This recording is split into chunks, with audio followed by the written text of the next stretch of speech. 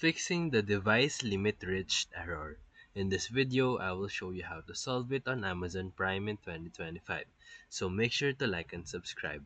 Step 1. Amazon Prime allows only a limited number of registered devices. This error shows up when too many devices are logged in. Step 2. Log in to Amazon.com and go to the Accounts and List option. And then you can choose Manage your content and devices. Step 3. Click the Devices tab to see every device currently signed into your Amazon account. Step 4.